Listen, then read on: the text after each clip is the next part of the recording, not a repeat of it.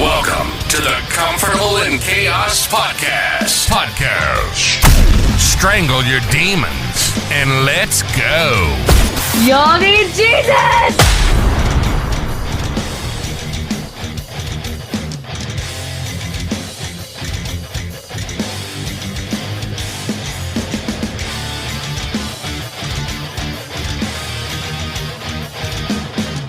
Hey girls, gather round. Listen to what I'm putting down. Hey baby, I'm your handyman. I'll crack the eggs, I'll fold the clothes too. I'm handy with love and I'm no fool. I'll take care of the kids like they're something brand new. Welcome to the Comfortable in Chaos Podcast. I am your host, Eric Hellberg, and you know we're like Einstein over here, man. We have no special talents, just a little butching and baking and candlestick making and looking after kids and doing laundry and running back and forth and holding down the fort, mamacita. Guys, did y'all listen to those first 2 episodes on Russia? I know I probably challenged your thought process. I had to come full spectrum too. You know what I make it much akin to? You grow up in a shitty home.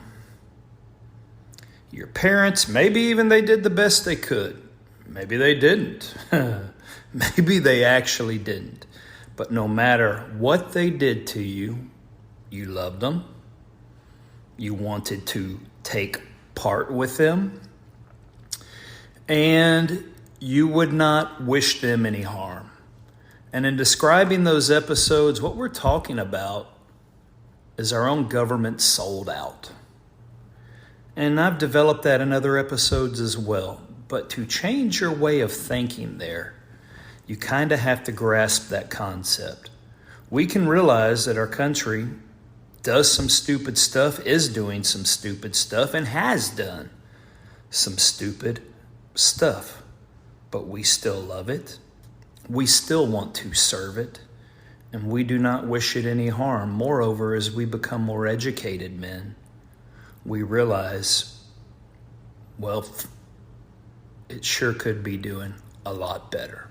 Thus, the basis for those 2 shows. So where in the heck does that land us today, man? And ladies? Well, of course, Mother's Day, May 12th, 2024.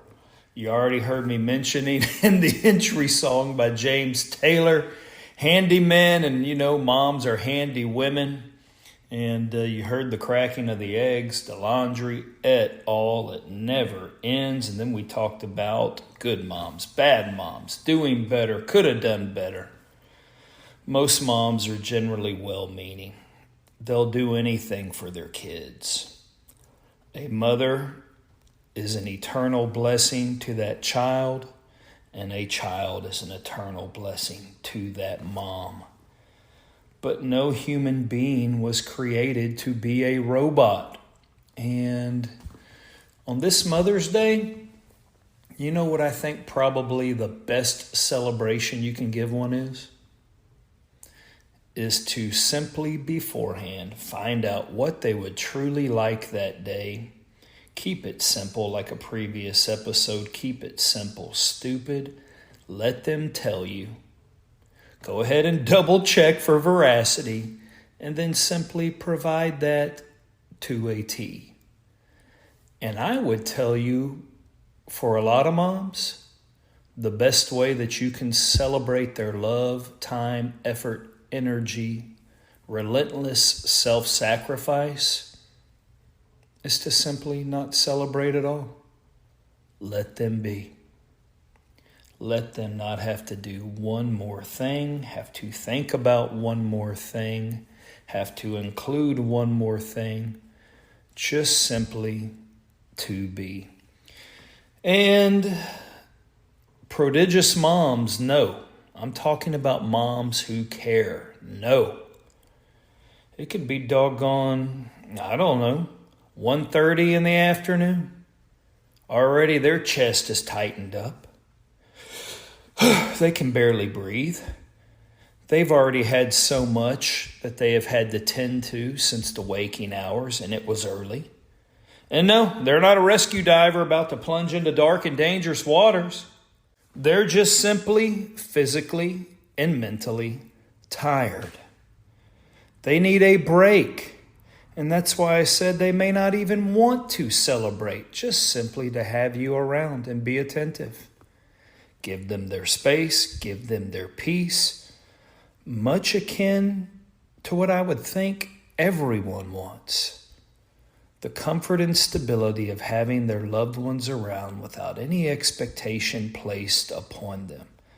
Let them be energy-less because they have a life that has always been energy-filled. And the biggest barrier to that is their own hearts, feelings, their soul.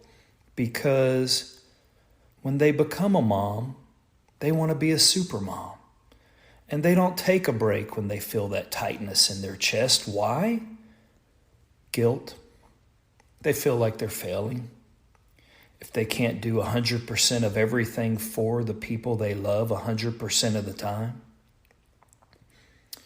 It is an agonizing process. But you know what typically happens if you don't give them that break and today's the perfect day? They will get burned out. Not because they are a failure and do not want to attend any longer, just simply because they're humans. And a good mom is an amazing human at that. And so what I would tell you, not just on Mother's Day, but all days, help your mom. Yeah, if you're physically still there with your mom and her capacities, but your spouse, who is a mom, help them to have a daily escape. You can do that with planning. You know that being a parent requires flexibility, right? But what you really need is a brain break. Moms need a brain break. Hell, just kick back. Even if it's on the bed, close your eyes for a little bit. Provide that woman in your life an opportunity to keep up with the things that they love to do. Prayer helps. Having a hobby that you let them go partake in, and they don't have to worry about a thing. It could be meals, it could be the kids, it could be the household duties. A mom needs to maintain her identity. Yes, she's a mom, but that's not who she is. That's just one of the things that she is. That's what she is. Man, I always know that when I felt crazy, reading a book is good, and I don't think it's any different for a lady. Study on something important to you. Physical fitness is always important. And a lot of times women and moms will let that go because they feel guilty about carving out that time. But it is indispensable to keep that vibrancy and those energy levels up. In fact, you feel totally relaxed and like an entirely different person. Moms know that that is something that they need. It's just oftentimes elusive. So if a mom lives up in a condo and it's 3 flights up, by God, hold the kids at bay. There's nothing wrong if you don't give them lollipops all the time. Stick one of those suckers in their mouths. Run down those steps, come up it a few times. Inhale, exhale, take a breath, reapproach these doggone kids. And you know what else they need? Is simply to do nothing. Allow your mom, your wife who is a mom, to simply ask other things of you. It could be that laundry. It could be the kids while they get on the phone and call someone else, another loved one in their family they haven't connected to in a while. Because that same thing every day can beat you into oblivion. A man can have that on his normal job. Why would we think that a woman would not have that in the home? Because that will never be gone. There is no way to get around it, and it is always there. An impossible list, an array of things to complete. and never enough time, and you can never expect all the things that they will encounter each day, whereby the best made plans get foiled when it comes time to raising kids and chaperoning people around. Finally, men, if you were blessed to have a mom like this and you are in her presence now or have been today, give her a long embrace, at least 20 seconds. Let that oxytocin transfer between the both of you. Tell her you love her, you couldn't have made it without her, and you look forward to the rest of your lives together. If you have one of those ladies that is your spouse, do the exact same. Hug them, kiss them, praise them, and tell them how appreciative you are for looking after your children. And I'm going to end this episode before we go into many more things.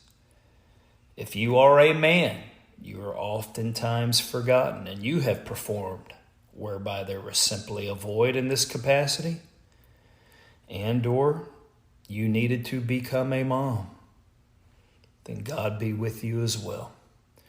So until next time on the Comfortable in Chaos podcast, I bid you bon voyage, my burgeoning flock. Until next time, like and subscribe to the Comfortable in Chaos podcast.